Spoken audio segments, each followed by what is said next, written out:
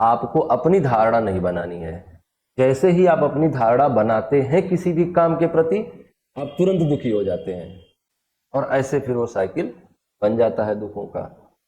तो आप ना साक्षित्व का भाव रखें, यही सम्यक भाव है। साक्षित्व का भाव का मतलब कि आप ना, वो कहानी आपने सुनी है, सबसे जो सम्यक को बार बार कह रहे हैं, बुद्ध जो सम्यक शब्द का प्रयोग बार बार कर रहे हैं, वो वही है जिसको हम कल दृष्टा की स्थिति बता रहे थे।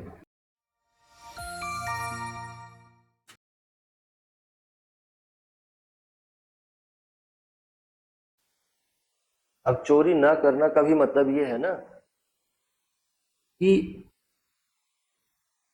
मन में आ गया कि ये काश मेरा होता, तो आपने थोड़ा उल्लंघन कर दिया। हाँ, चोरी आस्ते के नियम का थोड़ा उल्लंघन आपने कर दिया। क्यों? क्योंकि काश ये मेरा होता का जो भाव है, जब ये गहन हो जाता है तो आप उसको पाने का शारीरिक प्रयास करने लगते हैं।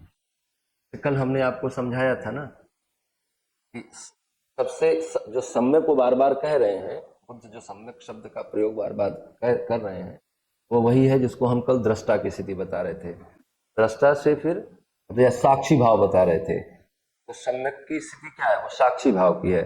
साक्षी भाव से थोड़ा सा अगर आपने अपने आप को ढीला छोड़ा तो आप में भाव खड़े होंगे। भाव बहुत गहरे तल पे आने वाले विचार हैं। उन्हीं भावों की सघनता आप में विचार उत्पन्न करती है।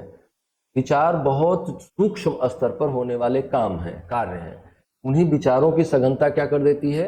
आपको कर्म में उतार देती है। और कर्म क्या करते हैं? परिणाम में उतार देते हैं। और ऐसे फिर वो साइकिल बन जाता है दुखों का। तो आप ना साक्षित्व का भाव रखें, यही सम्यक भाव है। साक्षित्व का भाव का मतलब कि आप ना, वो कहानी आपने सुनी है कि बेताल था एक और चढ़ जाता था सर पे, वाली कहानी सुनी है ना? है विक्रम बेताल वाली। तो वो उस कहानी से आपने क्या सीखा? विक्रम बेताल की कहानी आपको क्या सिखाती है? विक्रम बेताल की कहानी आपको यह सिखाती है कि इस दुनिया में कुछ भी हो रहा हो, आपको अपनी धारणा नहीं बनानी है। जैसे ही आप अपनी धारणा बनाते हैं किसी भी काम के प्रति, आप तुरंत दुखी हो जाते हैं, तुरंत आप कर्म में उतर जाते हैं और तुरंत आप दुखी हो जाएंगे। तो आप कुछ भी हो रहा हो, निर्णय न बनाना ही साक्षी भाव है।